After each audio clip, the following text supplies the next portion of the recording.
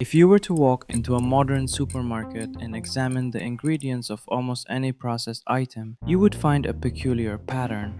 From the soda in the beverage aisle to the beef in the freezer, the adhesive on the cardboard packaging, and even the drywall of the building itself, all of them share a singular chemical foundation: maize, or as it is commonly known, corn.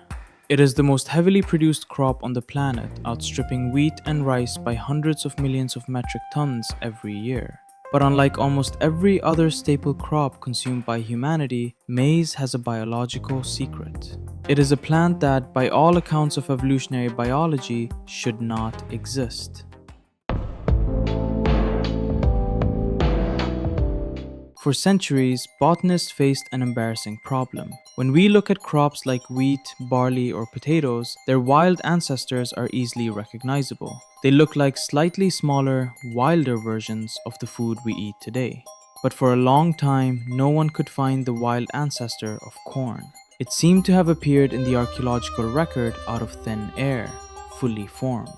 That was until geneticists began looking closely at a wild Mesoamerican grass known as Teosinte.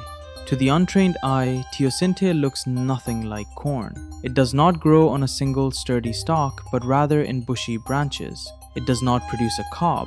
Instead, it yields tiny, fragile spikes, holding between 5 and 12 kernels. Worse yet, these kernels are encased in a stony, silica-based shell, so hard that it can crack human teeth. To an ancient gatherer, Teosinte was practically useless as a source of nutrition. This disparity led to a fierce scientific debate. How could a useless, hard-shelled grass evolve into the giant, soft-kerneled cobs that fed empires? The answer was found in the genome.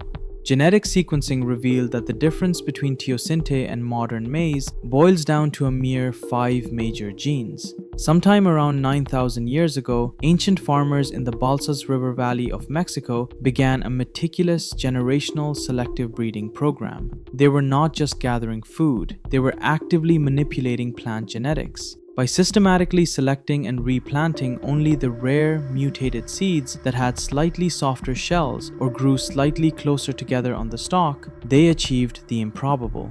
They disabled the gene that created the hard stone casing, exposing the kernel.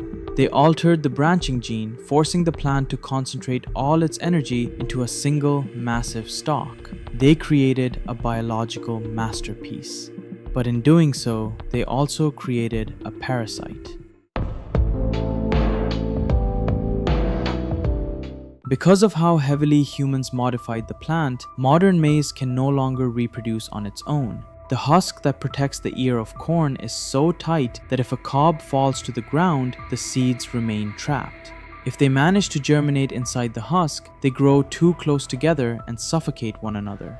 Without human hands to peel back the husk, shell the kernels, and space them out in the soil, maize would go extinct within a few generations. But this dependency was a highly successful evolutionary strategy. In exchange for its complete surrender to human labor, maize offered civilizations unprecedented caloric wealth. Following the Columbian Exchange, the grain conquered the globe.